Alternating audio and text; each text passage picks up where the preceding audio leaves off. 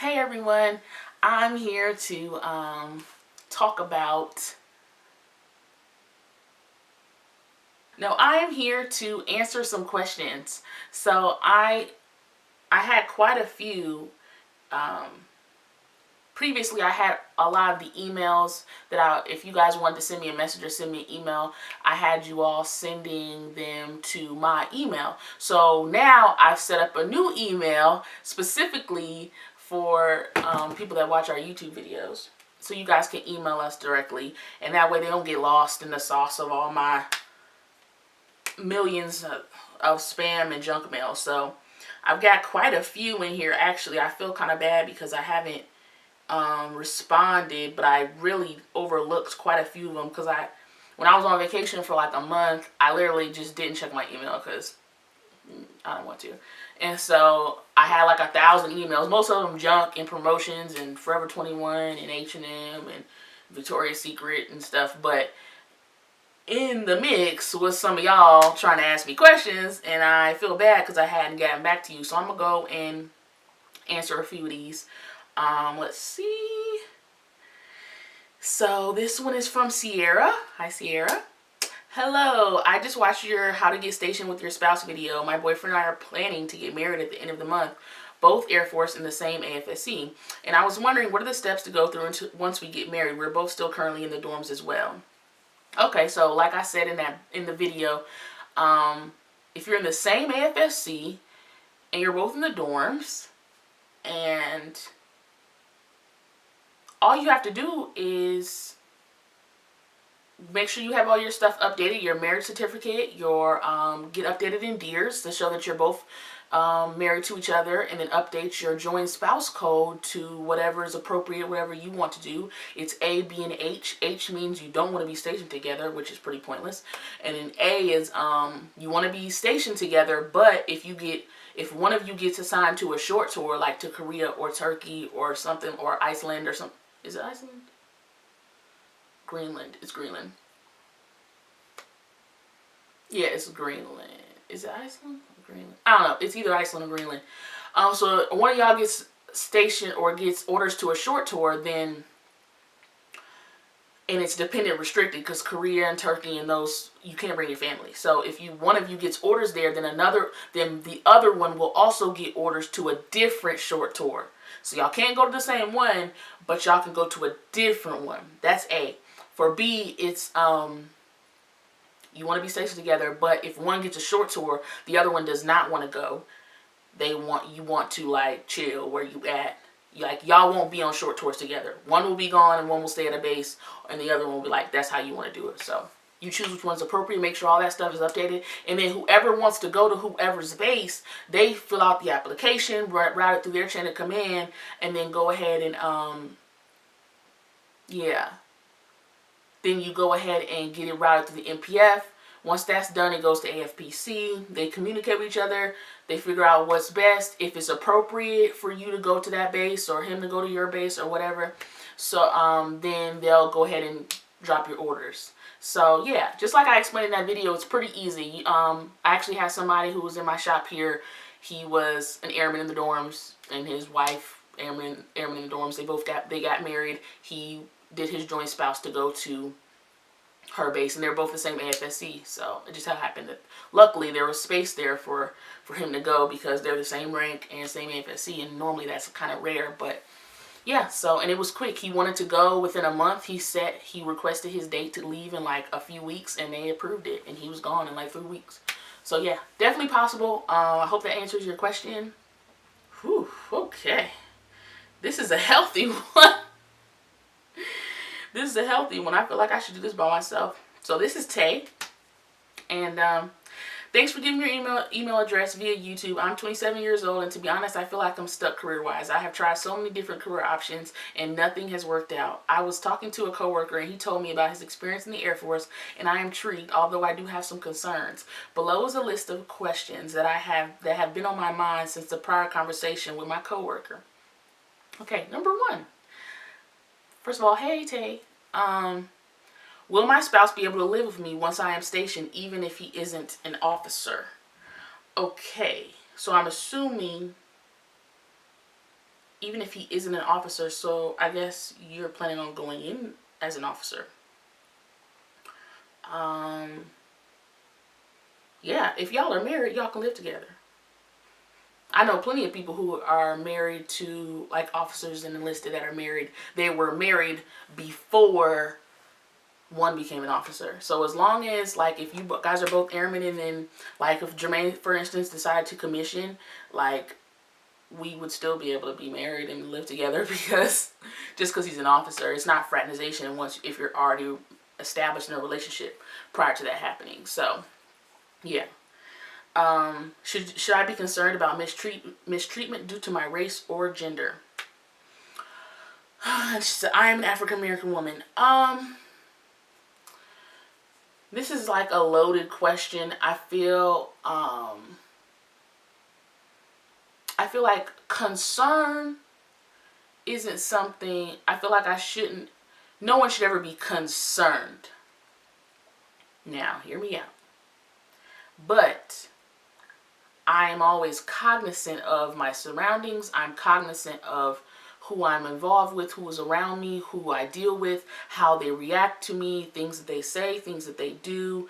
I'm very aware. So I make sure that I am very observant and I am very aware of what's going on around me, because it's sad to say a majority of the people, great people, but it's sad to say that there are some people who may not have your best interest at heart, regardless of the reason. It could be race, gender, religion, it could be whatever. So I always give that advice to make sure that you're always aware. Don't be hypersensitive or hyper like on guard about every little thing that someone does, because that could be your downfall as well. But just make sure that you're aware. I think a lot of people, when the problems come in and even with myself, I can say, is when I've been oblivious. When I've literally just assumed the best in everyone and just, no one could do that, and that's not why. And then you end up months later being like, whoa, that was why? So just be aware. I wouldn't say it should be a concern, because, I mean, the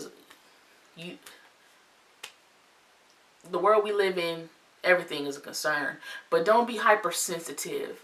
I try not to be that in my everyday life, because you'll never have peace if you're hypersensitive to everything that could possibly go wrong, or someone could possibly feel about me. You can't worry about that. You just have to live life, trust God if you believe in God, and just have faith that no weapons formed against you will prosper. So it doesn't say that the weapons won't form, it says that they won't prosper. So okay. Okay, I mainly want to join the military so I can get some kind of discipline that will help me achieve my career goals. Is this a good reason to join? That's an excellent reason to join. A lot of people join the military because they want structure and they want those boundaries and they want those to give themselves a different outlook on life, and if that's exactly what you're going for, then that's exactly what you're going to get. However, I will say as a caveat, I felt the same way. I held the military to this high standard, that it was this elite group of people and they did nothing wrong, and these are regular people. Okay, this is the same people you run to at the drive-thru at McDonald's. It's the same people working at Walmart. It's the same people at the mall, same people at the drugstore, same people on the corner. It's the same people. These are not elite people who are made differently than you. These are the same people you're gonna run into in all walks of life are in the military. So yeah, you can get that structure and that discipline, but just understand that everybody doesn't have that structure and that discipline, and everybody's not going in for that reason. So you always got to remember why you want to join. So if that's what you want to do, then girl, do it. Next. My father is a Marine Corps vet, and he's actually afraid for me to join the military due to the possibility of getting deployed while a war is ongoing. Did you have the same fear when you joined? To be honest, I really didn't.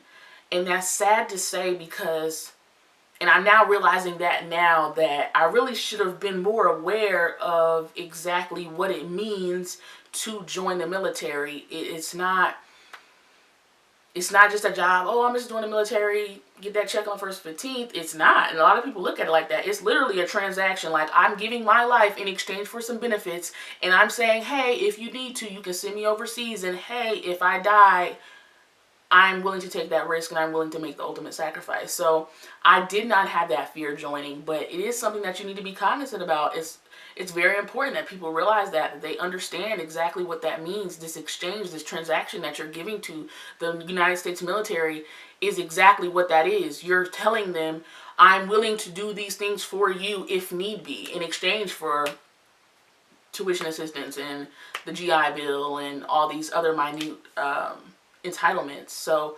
no, it wasn't something I thought about, but it definitely should have been. And I would definitely, I can understand why that is a concern for your father, and it should be something that you think long about, you know? So yeah, it's definitely good that he's thinking about that, but that's normal parents. My mom thought the same thing, but I was like, girl, no, but it's true.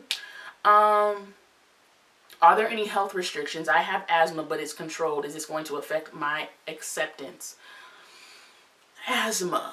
I'm not really entirely sure about medical restrictions. I do believe people have been discharged that I've heard of for having asthma. That would have to be something that you would, I would just suggest talking to a recruiter and seeing if that's something that is waiverable. But I've known people that have had asthma, or they have discovered they had asthma, after they joined, and then they've been discharged. Honorably, of course, but I do believe that it's a certain medical condition that may disqualify you. So, yeah, that I'm not sure if there's a difference between it being controlled and not controlled. I'm not sure. So I would say go talk to a recruiter about that. They probably have more information than I do.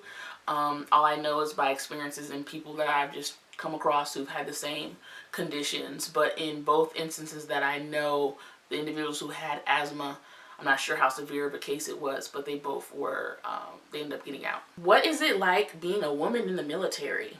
I feel like women in general, whether you're in the military or not, it's sad to say, but sometimes, you know, we have to try a little harder. We have to prove ourselves a little more. We have to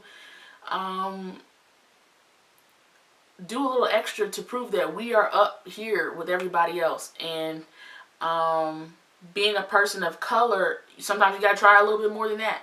So it's just, it's something that I don't try to think about constantly, but it is something that I'm aware of. You can just, I mean, you come across it in conversation, just how people will talk to you, and how just instances where people will, if you say something as a woman and someone else that as a man says the exact same thing, and how it's looked at differently, and how it's viewed differently, and how it's accepted differently. So that's just life, and I feel like that's just our society in general. Women are not looked at as on the same playing field as men, and unfortunately that is the case. I'm not sure how many years it's going to take before women get a fair shot at everything. But yeah, so I would say how it is being a woman, I feel like it's very possible to be very successful. There's nothing holding you back in that aspect. But being a woman, there are things that you may run into in which you may not necessarily be discriminated against, but you may, I'm trying to think of the right word, but underestimated. That's the word. Underestimated. I feel like I'm often underestimated when I shouldn't be, just because I'm a woman and whatever it's like.